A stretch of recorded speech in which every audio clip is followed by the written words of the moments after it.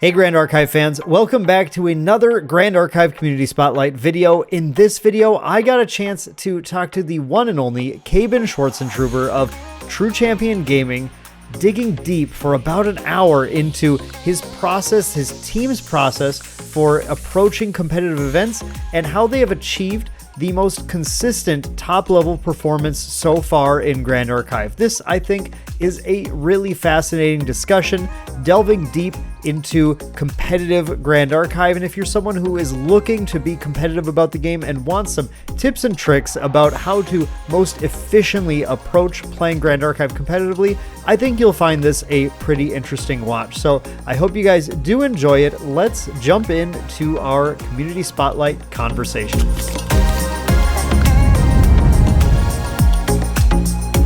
What's up, everyone? It's Dan with Main Deck, and as I said, we're back with another Community Spotlight video for Grand Archive, and I am honored to have with us today number one himself, Caban Schwartzentruber. Caban, how's it going today?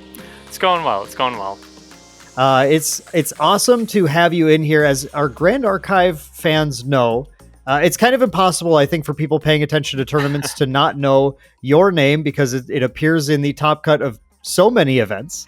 And then your team's name in general, with just stellar performances from everyone on the team, Isaac, Terry, and even your team, even top cutting Path of Silver events too, which is very impressive. So, Caban, why don't you start off by just telling us a little bit, in case we have people who are unaware, a little bit about who you are and what Team True Champion Gaming is all about. Sure. So yeah, my name is Caban Schwartzentruber. I'm the guy with the super long last name in the community. And I was actually introduced to Grand Archive more as a collector perspective, which is why we did go into Path of Silver pretty hard too. All the credit goes to my wife for that event. She did all the hard work there. But the game really caught my eye, and I just couldn't stop playing as soon as I picked it up. And it just outed every other TCG that I was currently interested in. And I just wanted to put all my focus into it. So I just started playing online. This was way back before we really had cards. And a lot of people were just playing on TTS and stuff. Not a lot of people had physical decks built. And I just started grinding games. And I could not get bored of it. Even back in Alter, where we had a bit of a smaller card pool, of course, and a little bit more limited deck choices, it was just every game felt interesting to play. So, I just came into this game with a very competitive mindset, and we practiced very extensively for Houston. Did not have the expectation for all three of our team members to make top 8, including playing in the finals with my brother-in-law. That was a unbelievable experience, and one that I don't think we'll ever be able to top. So, but yeah, I had a lot of passion for it right out the gate, and wanted to get my friends involved with it as well. And so True Champion Gaming used to actually be a one-piece team for a very, very small time. That is actually how our YouTube channel started and everything.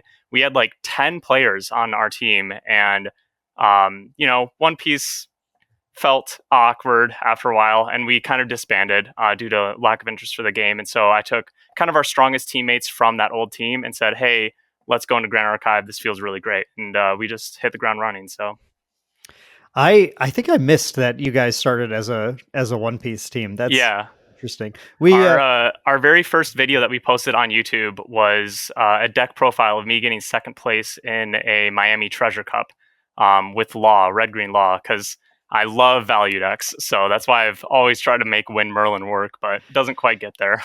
Second place in a Treasure Cup on your first video too. If only we could all be so skilled. That's awesome. And then, of course, when you got into Grand Archive and you started playing nonstop, you developed the skills here to the point where your team has made top cut in every single Ascent so far, correct? Yeah. I don't think I have that wrong. In fact, you specifically top cut at every single one, right? Yes. So to date, I'm the only player in the world that has topped 8 every major event. But that is only because I also travel to Auckland. There's also other players that have top 8'd at every NA national event, which is an incredible accomplishment. So It's awesome to see how how many skilled players that we already have in this game this early into the game's beginnings, right? Because we're at about a year, I think, since mass release with Alter and stuff. So yeah, to have like that high level of players already really just like consistently performing is really awesome to see. And yeah, like Isaac and Terry, we all top 8 Ascent and Houston, the first major event, and then we traveled to Auckland. All three of us top 8 again there. California, Isaac barely missed top cut. I believe he was like 11th or something like that. And then same for him at Nationals too. He just fell short. And Terry's had some unfortunate round ones in the past couple events, but I'm sure he's going to be doing pretty well at Ascent Worlds. So we'll see him there. No doubt about that. That's something actually. Let's put a pin in that one. I want to talk a little bit about Ascent Worlds a little bit later. It's going to be kind of interesting to talk about. But yes, I mean, on the topic of just skilled players in Grand Archive, I've only been able to make it personally to Houston and Nationals so far. Yeah. My team did make it to Ontario, but no one from main deck flew out to Auckland like you guys. Yeah, that's fair. Yeah, it was that was just a little bit too far for us to try to get to, but I can definitely speak to the fact that every event we're going up against some insane skill level players. I think every event I've been able to play against players who made it to the top cut, usually after beating me. So I'm kind of like I'm the gatekeeper, right? If you beat me, you can make top cut. If you don't, that's or something. You've placed very well at events as well. I know a lot of the main deck guys have been putting in work, and definitely one of the teams to watch out for. So, well, I appreciate that. We're doing our best, and eventually we're hoping to be able to put up a few actual top 8s. But currently, the main deck team continues to be the bubbling team, constantly bubbling out of top cut across the board. So, but that's okay. Someone's got to do it.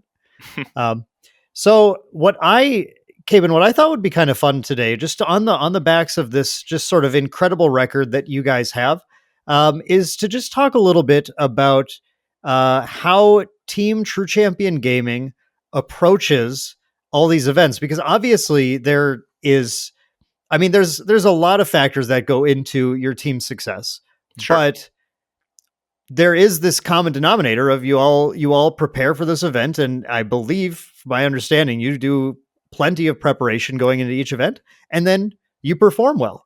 So I thought it'd be interesting just to get, just a quick little peek behind the curtain for all the other competitive players out there, or a lot of, actually on the main deck channel, we have a lot of people who are interested in playing, whether it be on a casual or competitive level. And sometimes you get people who want to level up from that sort of casual play to a more competitive play. So, we always try, when we're doing our podcast, we try and push that sort of level up content. Like here's some new ways of thinking about things, so you can start to become a little more competitive and start to bubble out like the main deck guys or something.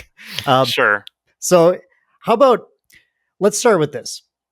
I have a pile of questions here that we'll go through. My first one is, I think, going to be a pretty straightforward one. So for Team True Champion Gaming, you know this event calendar in advance. You kind of know what you're preparing for. Mm-hmm.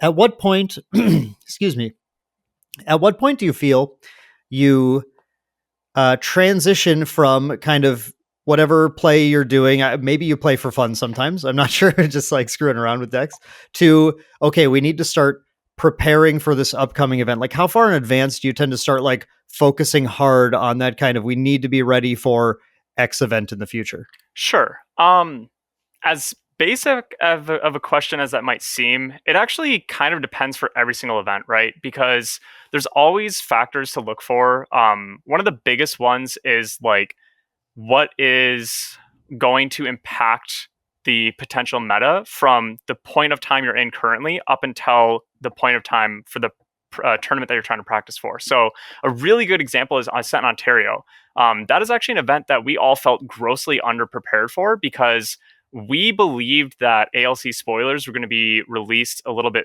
faster than they were. I think a lot of people in the community thought that we would get them earlier, and it just didn't really make sense to us with the way that they did all that. But basically, we hadn't prepared at all for the spoiler season. So up until the actual date where we had all the cards go live, we really hadn't played any Grand Archive, because we do go pretty intense for tournament practice. And so if we spend, 3 to 4 weeks playing 10 hours a day, it lets life slip by a little bit, right? And you get behind on some other things. So our philosophy has been, we want to take major events incredibly seriously.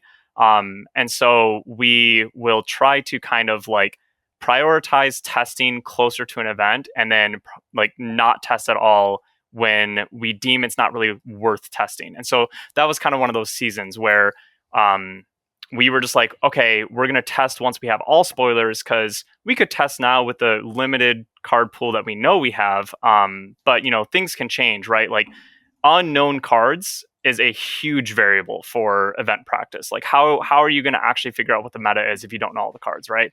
And so we figured that we'd kind of just like speedline testing once we got to that point.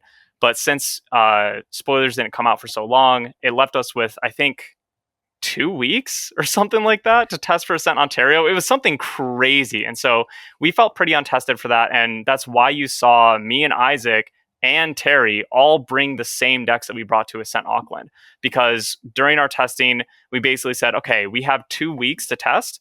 We don't have the time to try to like break the meta, like really explore everything, play every single deck, every single card pool. I mean, you can't really ever do that, but you get what I mean, right? And so we just said, okay, we're gonna go with the old Titans. We know what decks are strong. We're gonna try to make some small adjustments to them and just get comfortable and try to play against some people that we know have been working on like Diana the whole time and stuff like that. And so hopefully we can see what that kind of deck will look like. And so that was a very different one. Whereas like Ascent Houston, that was post FTC release. So as soon as we had all the spoilers there, again, we started testing, but we had like, I think 5 weeks for that one between that time frame instead of like Ontario. So we did start testing pretty heavily 5 weeks in advance for that, but we weren't going as crazy. It was more like 4 hours a day instead of like 8 to 10 hours a day.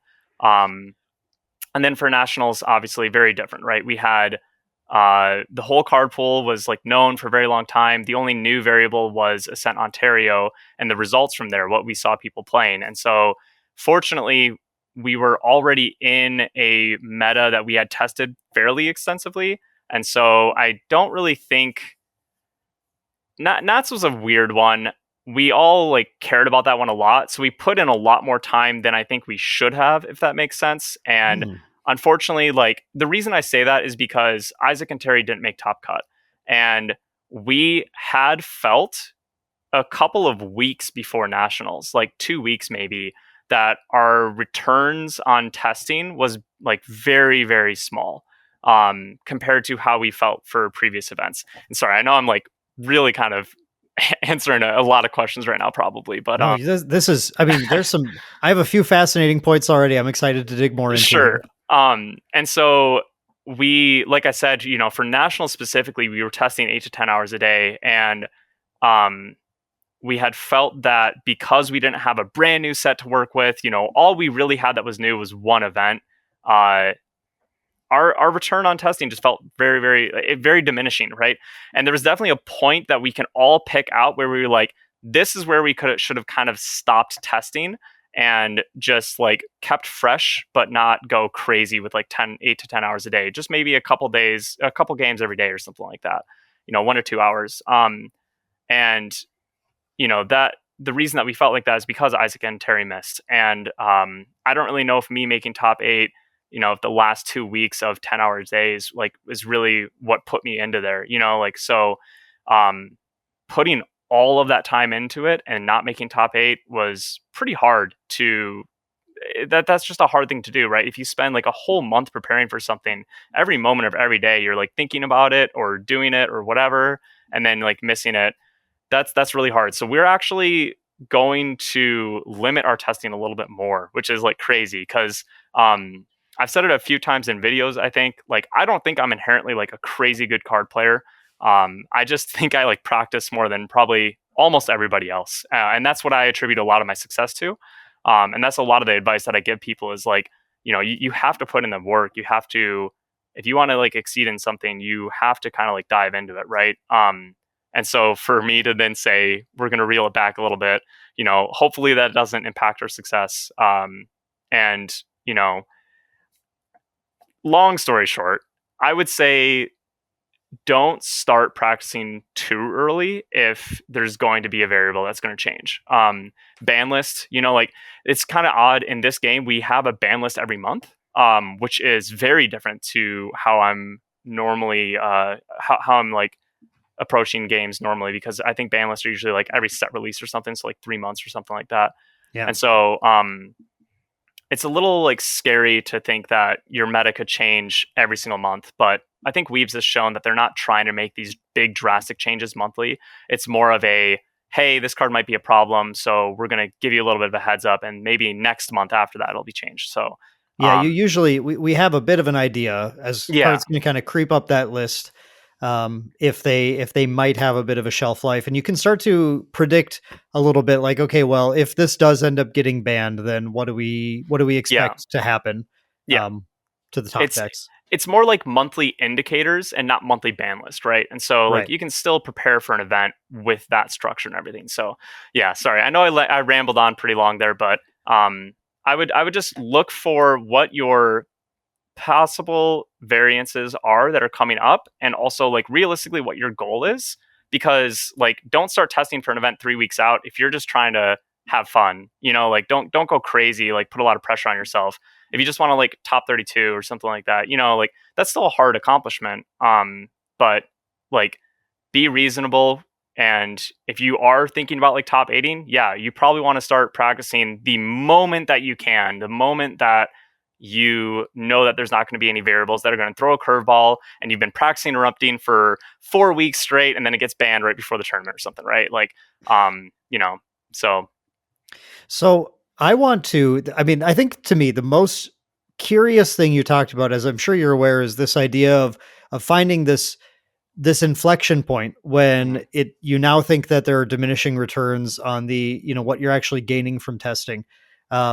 I think that is, a really astute thing to be able to kind of pinpoint. Sure. And something that it's not exactly the same as, but we talked in the last podcast that we did about how our team had been kind of brewing a list that we felt was really good. And we got to this point where we realized in retrospect, similarly, we had started overcooking this deck, preparing for the wrong decks, not accepting certain matchups as losses, and not focusing on the strengths of the deck. Yeah. And it strikes me as just something like kind of similar to that, but I'm not sure how accurately I would be able to pinpoint when we, started, we kind of had everything we were realistically going to gain from testing this, and were able to just kind of put the brakes on a little bit. So sure.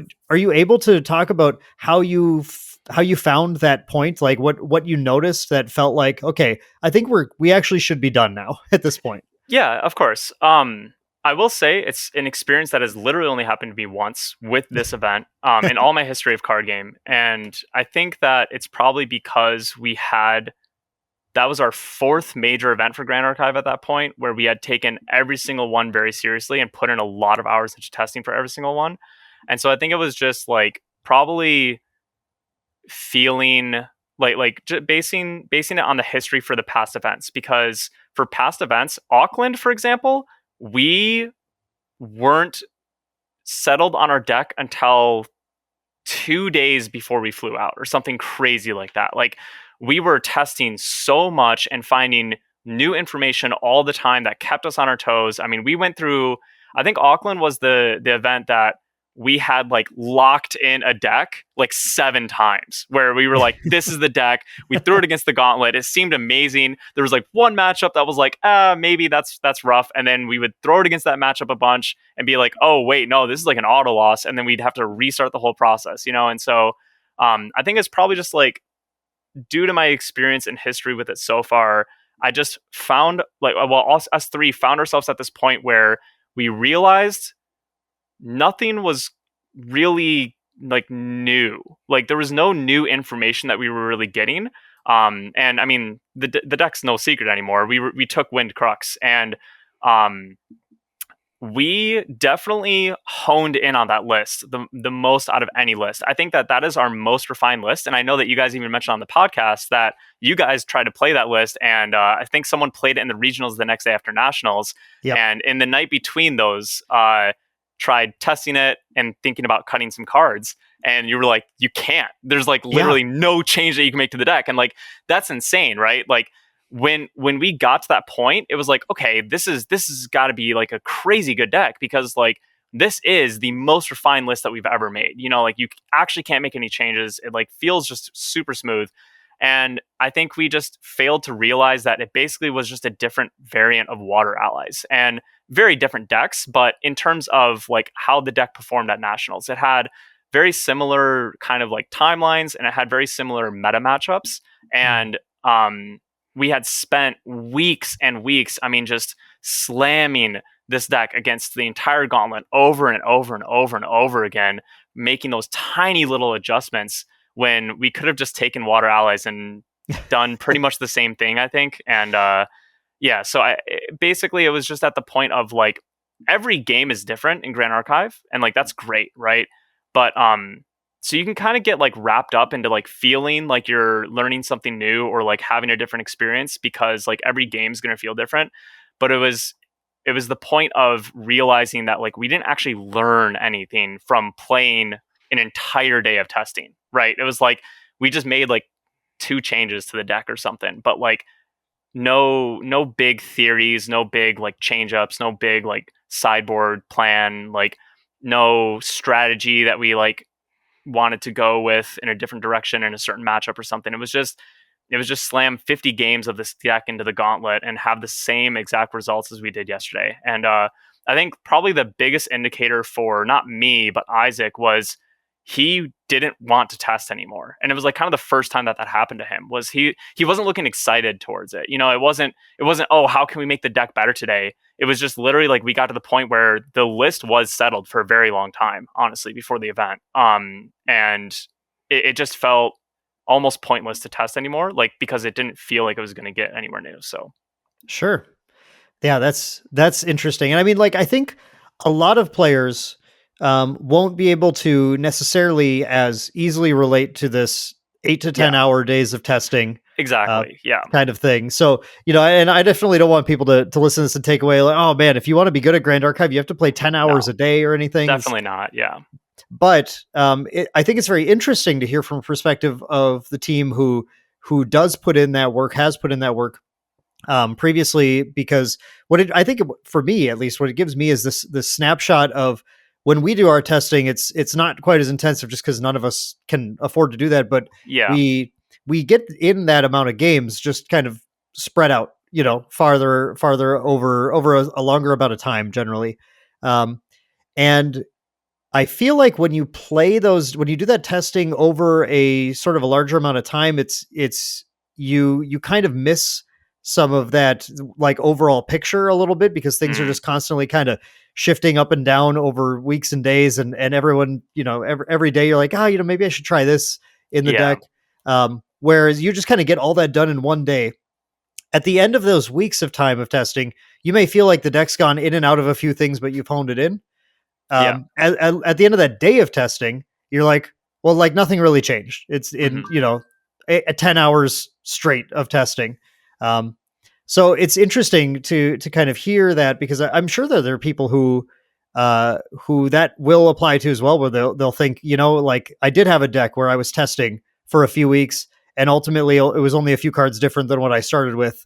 And I just wonder if we can, you know, I guess just get a little bit more of sort of an awareness in the deeper competitive community, a cautionary tale, if you will, from Team True Champion Gaming, that sometimes, you know, you've got some good instincts, and if you just kind of step back and look at, you know, how does this compare, how matchup wise, like you said, to the other decks we played before, what are the gains and losses, and how can we sort of be efficient with our testing rather than spending too much time on certain things. Yeah, and that's a really great point, because I want to point out that like if we put in 8 hours of testing in a day, we are usually bringing the same deck to an event. And so that means that to prepare everyone onto that deck, basically, we have to do all of our testing in-house, right? Because we don't want to, just frankly, with how popular our name is, if we're playing stuff online, people are going to take notice. And so Yep.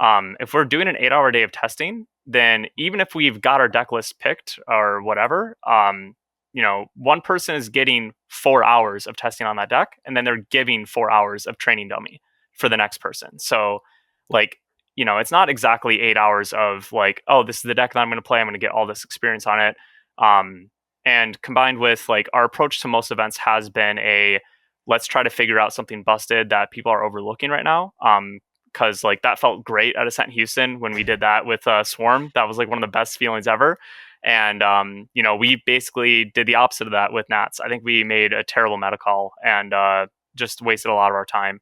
And so like I would say that if you are more limited on time, because like burnout's real too. Like I said, we're planning on testing less. But if you are more limited on time, if you're just picking a deck that you like, it vibes with you, you've had some, results with it, and you're practicing against your locals, online, your team, whatever you have, and you're playing that deck as that kind of person. Because I know that some teams test as like, this is our Erupting player, this is our Water Allies player, this is the blah, blah, blah player. And you guys kind of like all mesh around and like give each other the gauntlet, but you're always getting to practice your deck that you want to bring to an event.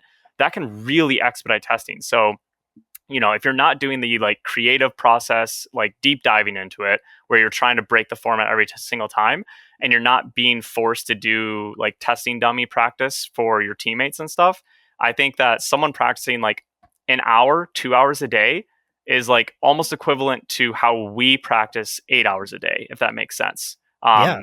But there's obviously pros and cons to each one. But like, yeah, like what you said earlier, the average player can't put 8 hours a day into testing. We can't anymore either. Like, it's unsustainable.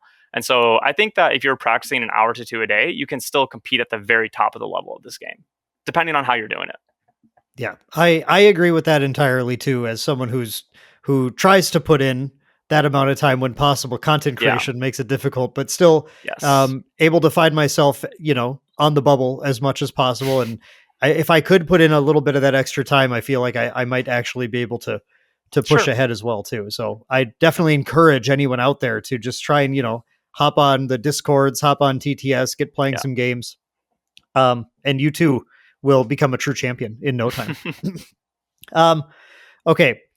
So this whole topic of playing certain decks and certain events, everything brings up something interesting that I just wanted to pick your brain about a little bit, because we all had a lot of speculation when this happened shortly before nationals.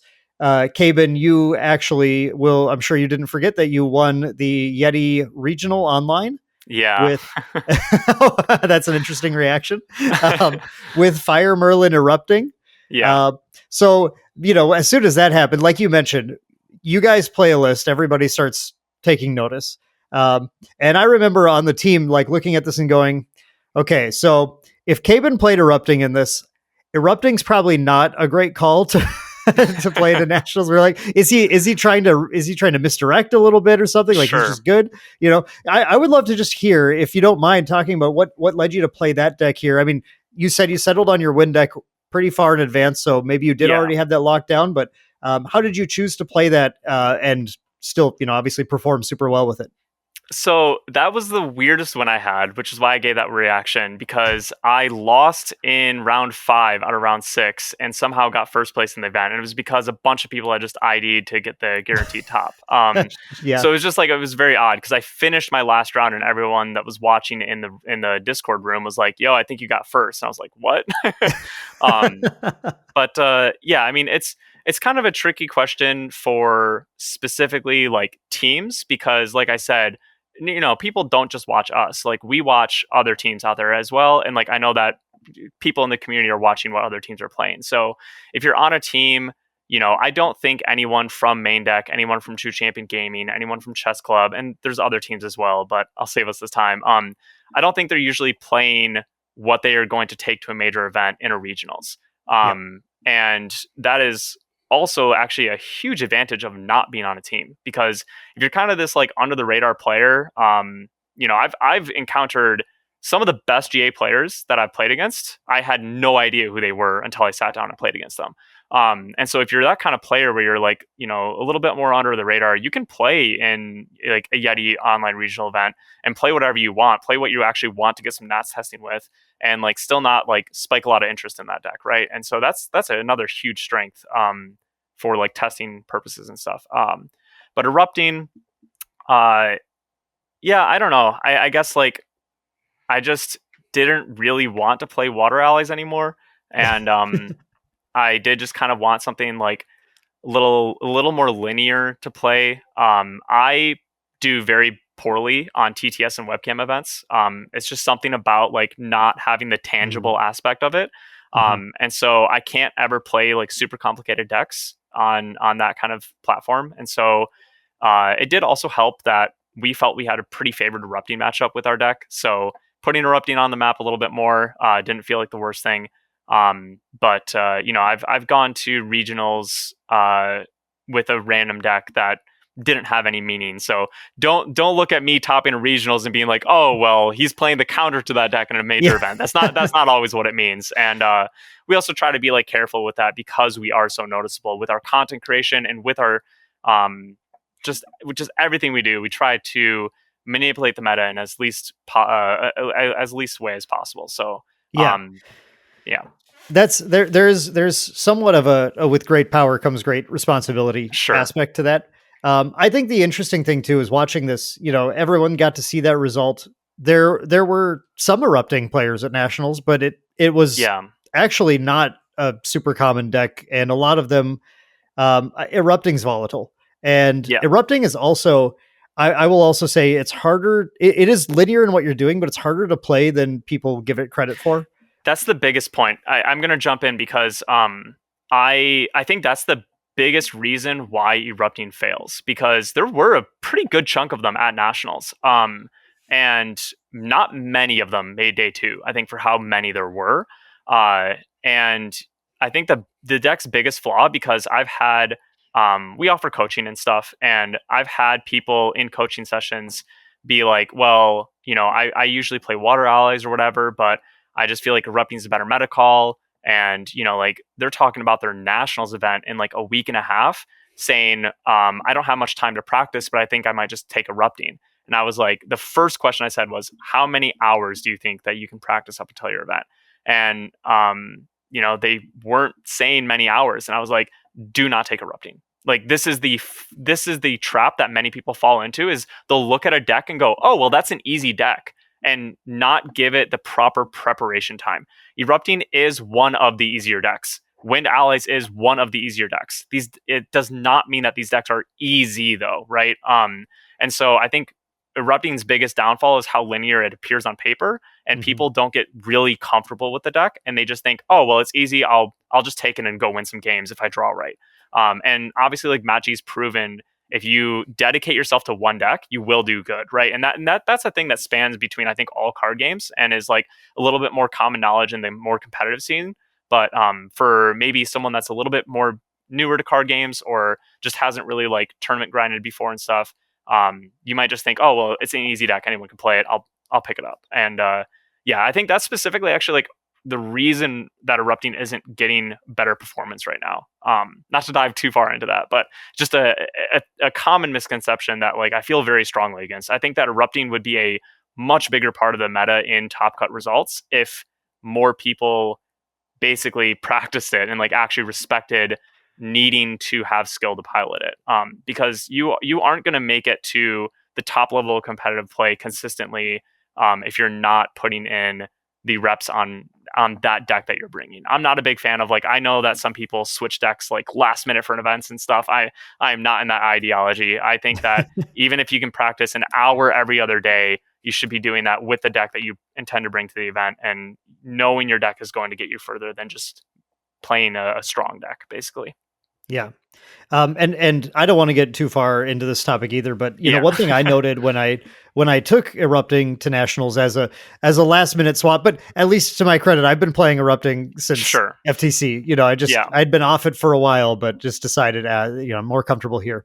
I did note throughout Nationals, there were a number of matchups where Um, I, it might not have been. I mean, I think on one level there are deck lists that I saw that weren't respecting Erupting as far as like what Yeah. they brought in their material deck and what they're expecting. Um, what they even just had available on the sideboard to play against it. Um, but also there were decks that did have the cards available, but I felt like Erupting wasn't being respected turn to turn Mm. necessarily. Like choosing greedy materialized lines where Yeah. they were pushing advantage rather than putting out a safeguard amulet or getting their lantern out right now because you're in danger zone. Yeah. Um, and I think to the one hand, I totally agree. It's just that like if we had more players who would put in more time interrupting to get closer to that sort of mat echelon Hmm. in their skill in it, I think the results would definitely be better. I also think that their erupting does steal games because people get too greedy with playing against it as well. Yeah. No, Um, I agree. Yeah. so it's yeah, I mean it's interesting. Erupting is just it's an interesting part of the metagame as that sort of linear combo deck where in theory anyone can just spike a game with it Sure. by drawing well if they find their eruptings anywhere in the top half of their deck sometimes. But at the same time, it's a deck that highly rewards being very comfortable with it and knowing those lines to find the outs to close the game when people are playing around it appropriately, which Yeah. is a skill in itself. I think we were talking about testing earlier. One thing that we found really helpful is like our team often has done this. We'll all just kind of get on one deck and try and like refine it and practice it. And Sure. everyone has gotten quite a bit out of doing that other side of the gauntlet play where you get to, we say, okay, like, I honestly haven't played a lot of, I would throw a random like Wind Allies or something like getting some reps on that does help you understand, what you're going to expect from that deck when you're playing against Yeah. it as well. Yeah, I would say that was actually a small part of the reason that I wanted to bring Erupting to that Yeti regionals was it was a deck that I never really liked playing, and so it was one of my less experienced decks, and it was probably it's also funny because it's the only regionals I've ever won, and it's with a deck that I had the least amount of practice on. And so, but it was helpful because I found that playing that event and doing really well with Erupting and then practicing against it in the gauntlet again after that did make me feel more decisive on how I wanted to play against it, right? Mm, I don't know if I necessarily played better, but I at least knew what I wanted to do faster. And that's a huge skill in itself is playing faster and like being more confident in your decisions. And I just knew the times better of like, yep, I have to go lantern here because if I don't, there's a good likelihood I'm dead, right? yeah. And so yeah. Yeah. I mean, exactly. And your team has played wind a few times too. And like wind players know that one of your biggest nemesis is the timer as Yeah. well. Yeah. So being able to become more decisive in those matchups is also a huge advantage, especially, if you're in the green side of the spectrum when you're playing. 100%. Like Nats was a slow meta. We were seeing a lot of ties early into the tournament, and even though we were playing a slow deck, I did not take a single tie throughout the whole event. And it's because we had practiced so much. I knew my lines. I knew what I wanted to do in each matchup, and that was really important because we knew that there were going to be quite a lot of slow decks, and um, you know, tying can really mess up your performance and your score and your placement and everything. So I wanted to approach Nats with a no tie mentality until, like IDing and got me in or something like that. Right. And so like that was a big part of our testing too, was like if we were, I was helping someone play a slower deck and kind of coaching them through it. And I just gave them very brutal feedback at one point during that testing because I said, hey, I just want you to know, I just want you to know that like a lot of your games are going past an hour. I think a lot of things that people don't consider in testing is like preparing for an actual tournament scene. And so I think a lot of people do like untimed testing, right? That's super common. That's usually how we're practicing as well. But I said, hey, I'm noticing that you're playing really slow. Let's set a timer and let's see like how many games in the next few matches you're actually like, or how many matches you're finishing in that time. and we just found that he wasn't ever getting into a game 3. And so I was like, okay, maybe this deck isn't right for you. Like, let's move on, right? And so that was just a little like kind of tournament prep thing that popped in my head that I think not a lot of players do, is like be aware that your testing experience is not going to be the same as your tournament experience. So if you're pretty like set on a deck, maybe try to imitate a tournament scene to make sure that you're actually prepared for when that day comes.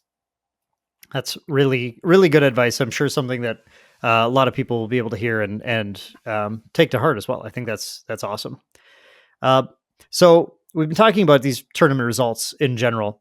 One thing that I was kind of interested in is, when you guys, obviously you watch all the tournament results come in, and as you said, you use that to sort of influence when you start testing seriously and everything.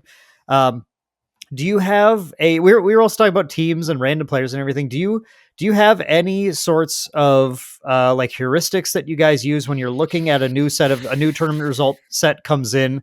What sort of like analysis do you do of these tournament results, and how do you make decisions about like, we should be testing against this, we should try this deck out, we haven't really experienced this deck much, like anything you use to sort of help people in a way, like start to gauge tournament results themselves and try and make decisions like you guys make? Sure. It's an interesting process. I think most tournament results are just old decks still, right? The game's still young, the card pool's still small. It's not like every tournament right now has this like, whoa, this deck's crazy, or like, yo, this deck came out of nowhere that used to be really good, but now it counters the whole meta kind of thing that you kind of see in other card games. So I don't think that we value tournament results too highly. Okay. And a big reason of that is because people are getting more experience with Grand Archive. So I've personally felt that every single event has gotten harder and harder and harder. I know that for Houston, some of the top level players were talking about how they didn't practice at all because they didn't think anyone else would be practicing and stuff. And by Auckland and California, and especially Nats, like you could tell that was changing. People were experimenting with the card pools more in a more productive way, and they were getting more comfortable on their own decks. And people knew more interactions, people knew the matchups better, and so I think it's more of just knowing what the meta has been and maybe making small adjustments. But I haven't felt that tournament results have greatly impacted our decision on kind of what a meta is and what a deck will be. Like, the Yeti regionals was a perfect example, right? Like I took first place with Erupting, and I did not think that was going to impact a lot of people to bring Erupting. And even with like Matt winning Ontario and stuff, like I think Matt winning Ontario was obviously much more significant than me winning Yeti Online regionals. But I think like even with those getting kind of the first place placements between for the tournaments that were before Nats, I still didn't think that was going to really like impact it that much. I think we were still in the mindset that like people have been playing these decks for a while, whatever deck they've been on. And I think a lot of people are just going to treat nationals very seriously and play what they know, play what they're comfortable with, and not switch to Erupting and like, just go crazy and like hope that they draw well, so long story short, don't read into the meta too much for a specific tournament. I think just remember what has been doing well and like kind of take a broader scope. I guess that's the easiest like explanation is don't look at one tournament and be like, okay, Water Allies won, play the counter to Water Allies. Like maybe look at the past like 2 to 3 tournaments and say, okay, how many decks of Water Allies are there? How many Wind Allies? Throughout all of them, average it out and see what that's kind of more of the meta that you should expect, I think.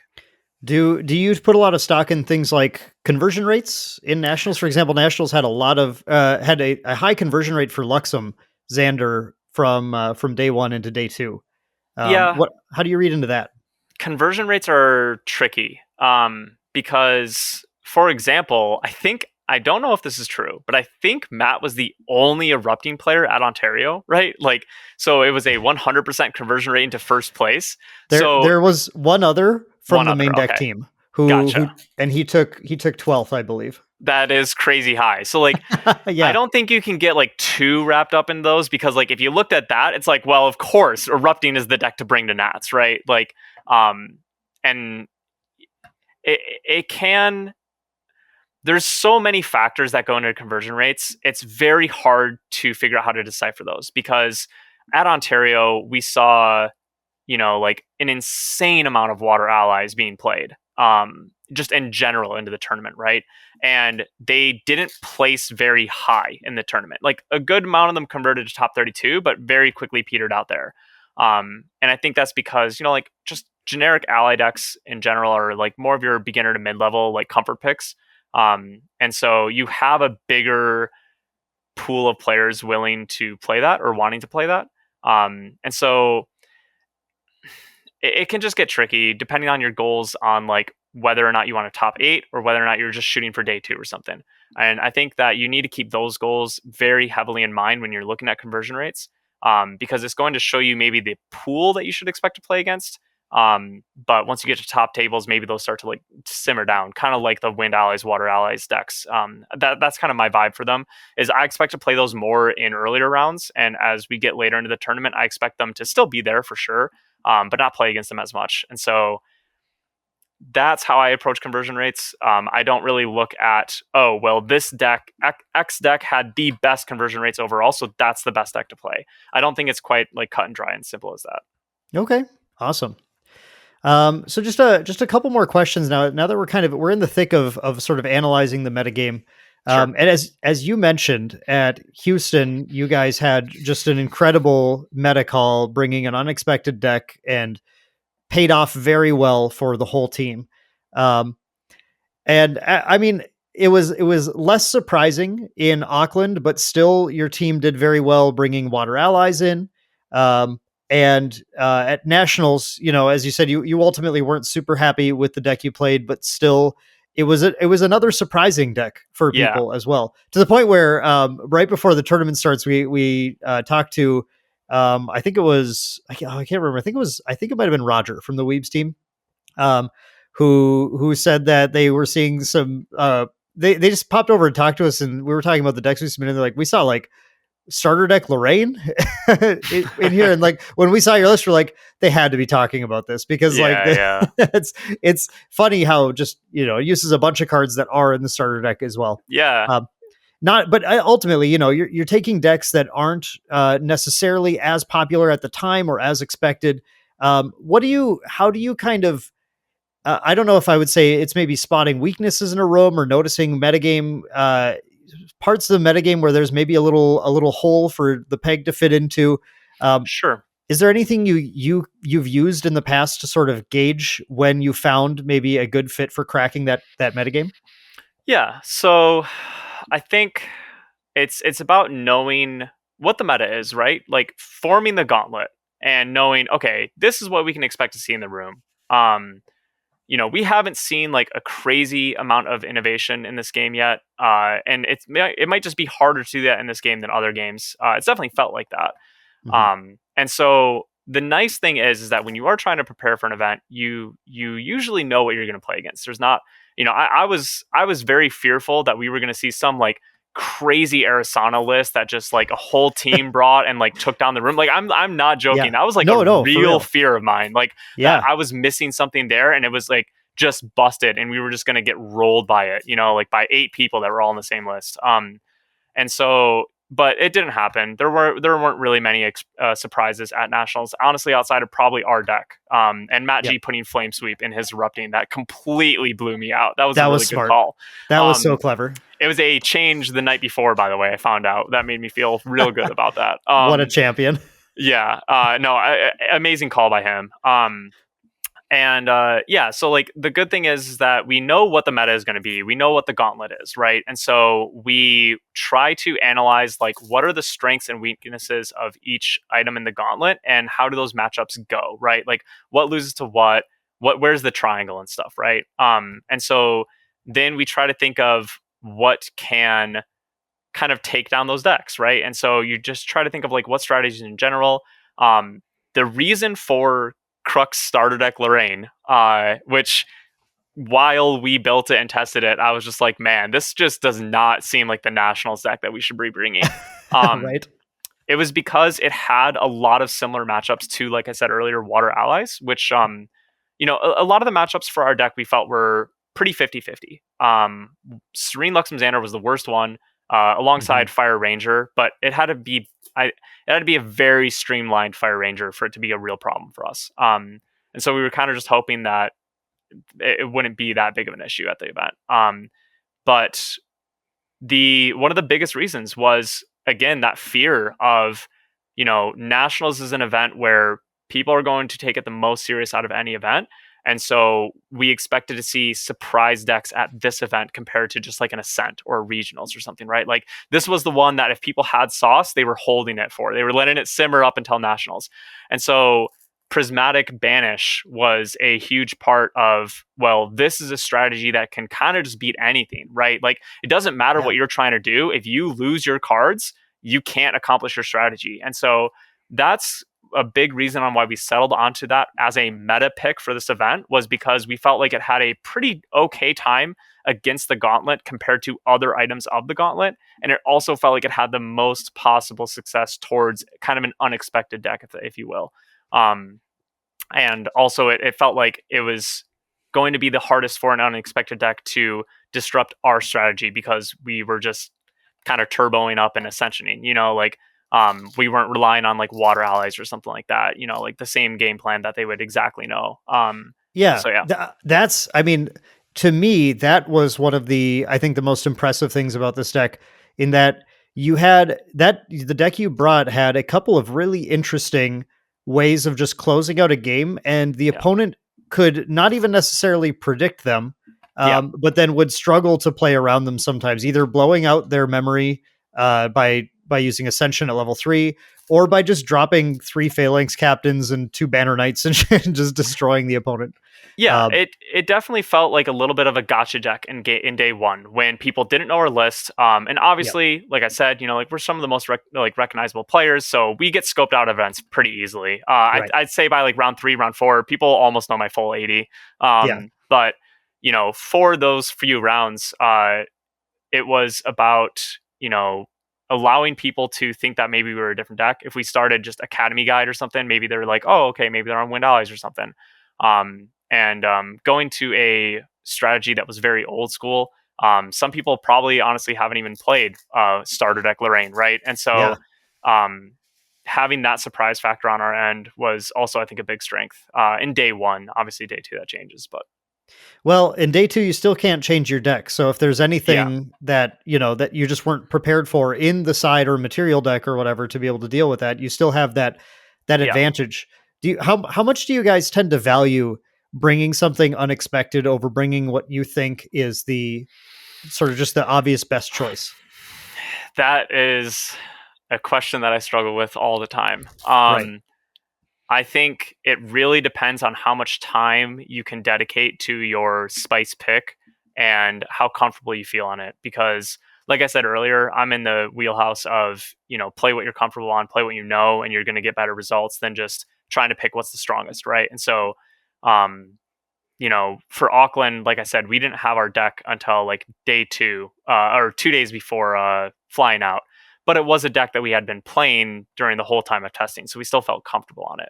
I think that, if I found a deck that completely countered the entire meta and it was like, oh man, dude, it's got a 70% win rate against everything, but I found it like the day before a major event, I would still potentially not play it and just play what I knew I was going to be comfortable on and make the right decisions on. And so I think it depends on, like how much time you have, how comfortable you're on it, and how strong it is inherently as well. Because I don't think you should ever go 100% towards comfort or 100% towards meta, right? Because no one can prove or correctly predict the meta. Not a single player in the world can do that every single time, right? Like you'll get lucky once in a while. You can do your best guess, but it's never a guarantee. And so you shouldn't just bring something that's completely meta picked. But you also shouldn't do something that's only comfort, right? Like, I'm curious to see if Matt G will bring Erupting to Worlds, because I think the 16 players at Worlds are going to know that he's an Erupting player, and that's almost the only deck that he's seen success on. I know he did not have a very good Houston experience, not to like single him out on that, but like, like that is something that I think he's aware other people are watching for. And so is he going to attempt to bring Erupting into a scene that's probably completely ready for it, right? And so I think there's just like a little balance of like everything is always about balance, I think. For practice, meta predictions, the deck to bring, just everything, The 16 player metagame at Worlds in particular is an interesting conundrum, because if everybody thinks Matt G is going to swap off Erupting, why are you even packing Nullifying Lanterns? And man, dude, then Matt should probably bring Erupting because nobody's packing Nullifying Lanterns. Yeah, it is going to be quite the experience. I'm really looking forward to it. Obviously, I'm super happy to be part of Grand Archive's first Worlds, and I've already gone on some unending loops train of thoughts for my own picks, my opponent's picks, and it's going to be quite an experience. Yeah, I'm excited to see that. And then you have your team who will be participating still in Ascent Worlds. A lot like the main deck team is largely going to be participating in that, except none of us are actually in the world tournament. But that's been really fun to prepare for. Our team has already started discussing this interesting deck building. For people who are unaware, Ascent Worlds is a 3v3 tournament, which I believe still has tickets available if people want to join in. But I literally didn't check that at all. I might just be lying, but I think they're still there. And it's just going to be, I think, in those teams, I forgot to actually get to my point. You can only run 4 of each card or 1 of each material deck card across all 3 decks. So the deck building experience here is kind of fascinating. Our team's been already delving in, going back and forth. Okay, what do we think are the 3 optimal decks that you could bring with that restriction? Has your team been cooking on that as well? Yeah, so I've been trying to still help Isaac and Terry prepare for that event, even though I won't be playing with them. And it definitely is a different format. And it's been fun to start preparing for. It's still pretty far away, so we haven't gone like too crazy on it. Right. The good news is, like we have 1 ban list as the only potential variance change, so you can start preparing for it. And yeah, I mean, it's a different type of experience and a different type of tournament than anyone has prepared for. So I don't think anyone is going to make the perfect pick for this event. I think that we'll probably see these types of events in the future as well, maybe at like an Ascent or something like that, or maybe next year's Worlds, right? And I think like the biggest thing for those events is going to be, well, what did you learn at Ascent Worlds, right? And so I mean, it'll be a really... I can't speak much on it because I haven't gone through this type of event before. I haven't been like too hands-on in the preparation for it, but I think it's going to be really fun. And I know a lot of people were a little hesitant about a team event this early on into Grand Archive's life, but I think overall the community's like definitely gained an appreciation for it. And I think overall is very much looking forward to it. Yeah, for my 2 cents, I think anything to make Worlds a memorable experience, a unique and interesting experience, I think is awesome. So the fact that we're going to have the team event and then the early release of Mercurial Heart that weekend, I mean, I wasn't trying to turn this into an ad for Ascent Worlds, but hey, you should go. Actually, you should. You really should. It's going to be a crazy experience. There's literally something for everyone. There's Path of Silver, cosplay, like if you've even heard of Grand Archive, there's literally something for you at this event. So yeah. Definitely go. Yes, absolutely. Well, Caban, this has been enlightening. I feel like this has been really interesting to just hear about how your team has prepared for events, how you put stock in various types of decks, what sorts of testing gauntlets you guys go through. Oh, I had one more question I was going to ask. Were you guys, okay, this last thing. When we were doing our testing, I came to the team at one point and I was like, okay, guys, Jimmy's Fire Tony deck, this is really wild. Like, and I had a little bit of pushback to like, I mean, is anyone going to play that except Jimmy? And I'm like, I don't know. It turns out the answer was no. It was only Jimmy, but he was doing really well with it. So I didn't regret playing it, except none of us actually ended up playing him. What do you do about decks like that? Do you guys put that in your gauntlet? Or do you just kind of look at it and go, we're just not likely enough to see it to spend a lot of time on? So that actually is something I did want to mention. It leads me to a point that I wanted to mention. Go for I'll it. try not to. I know we're long into this, so I won't go too It's deep all into good. it. But specifically Jimmy's deck, we had the same exact conversation that you guys did. Hey, this deck actually seems like pretty okay, but Jimmy seems to be the only one playing it. Should we prepare for it? And we basically did like 2 matches against it at the very end of testing for our deck. And the reason for that is because to optimize time, when we're looking at a tournament choice, we try to throw it against the quickest decks in the gauntlet first, because our goal is to try to top 8, which means that we don't want any auto losses. Every deck has favorable and unfavorable matchups, but we can't afford to bring a deck that has an auto loss that we can't do anything about and just get unlucky and play against those matches that day, right? And so one of the first parts of our testing is we just go at basically quickest decks to longest decks to play. And so Serene Luxem Xander was our last deck that we played against in testing for the Gauntlet, right? And so, but we would play against Wind Allies, Fire Aggro Xander, even like Water Allies is like fairly fast and stuff like that, right? So we'd throw decks against that first to see Erupting, right? To see, okay, do you just have an auto loss against any of these? Because if you do, that's not like what our goals were and what we were okay with. So we could just rule out a deck in 30 minutes sometimes, compared to throwing it against Serene Luxem Xander and Merlin and playing a whole day of 3 different matchups just for the next day to go, oh, but it loses to Agrifire Xander 90 games out of 90. Sure.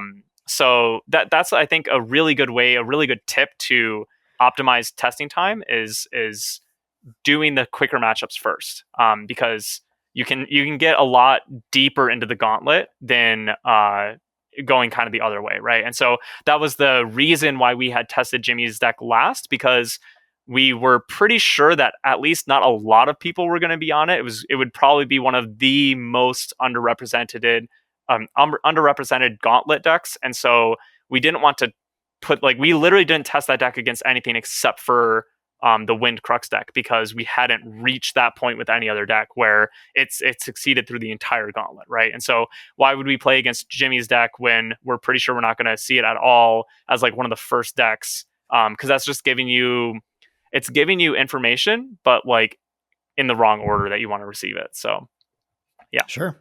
I'm glad I asked that question, because that was I think a great point and a really interesting another piece of advice for people to listen to make your testing as efficient as possible. Yeah.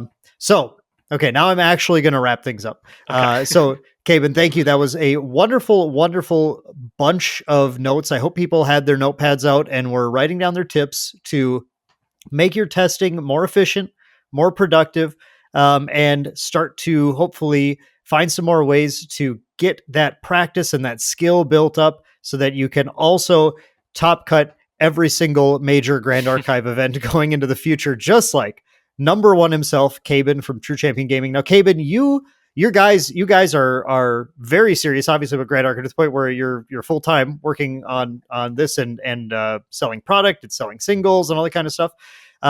So I would love to give you a quick opportunity, Caban, to just shout out where people can not only find you guys, but where they can engage in things like your coaching services or anything, so that they can, if they want to have that one-on-one support and start to grow with you, they can do that. And you guys can continue to provide these excellent services to the community. So go ahead, shout out everything and anything you want to.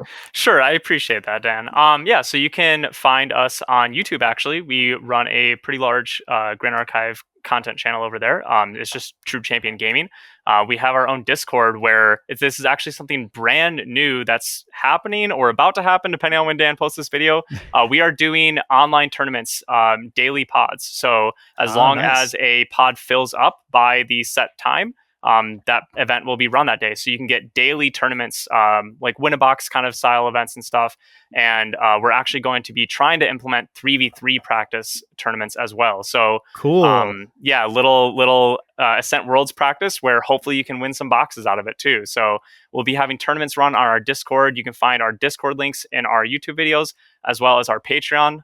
We do a lot of content over there, mainly focused on actually helping competitive players get a better edge and really focus on that part of your game. So we don't really post a lot of casual content on there. It's always like more meta discussions. We have a weekly podcast. We'll go really in depth on like some very, very big meta decks. And yeah, we also probably have more stuff, but I can't think of it. So, but yeah, so go check out our channel. All of our links are in the description there. And coaching, yes. So me, Isaac, and Terry used to offer coaching. We are actually funneling it all into Terry now. So if you are interested in coaching, you can reach out to us on email that you can find on our website, or just reach out to Terry directly on Discord. His name is True Champion Terry. You can find him in most Discords. And we found that Terry was actually coaching me and Isaac quite a lot in testing. He just has a very good teaching style and like sees things in the way to teach things. So we wanted to just kind of give a more streamlined version of coaching to everyone. And the fact that I literally get coached by Terry, I was like, we should have everyone else get coached by Terry too. So yeah, you can hit him up for that. It's a fantastic service. 10 out of 10 would recommend. Excellent. All right. Well, we'll have, of course, down in the description here, we'll have links to basically everything you mentioned. As long as I can find a link to it, it'll be down there. But if you can't, awesome. We do have the link to their channel in the description, and you'll find everything you need there as well. So, all right, Caban, this has been, like I said, enlightening and a ton of fun. Thank you so much. It's been a pleasure to get to chat with you here. Good luck at Ascent Worlds in the World Championship, I should say. Yeah. And I am looking forward to seeing you guys again in Vegas in a couple of months. It'll be a blast. Thank you so much, Dan. It was great to talk to you. We've been wanting to do the collaboration for a while, so it's nice to be finally doing it, and big fan of the content and everything that you guys do for the game as well. So thank you. Oh, thank you so much. We just have fun doing this, I'm sure, just like you guys do. Yeah. So, all right. Well, hope you guys enjoyed that one. Thank you so much for watching, and we'll see you guys in the next one.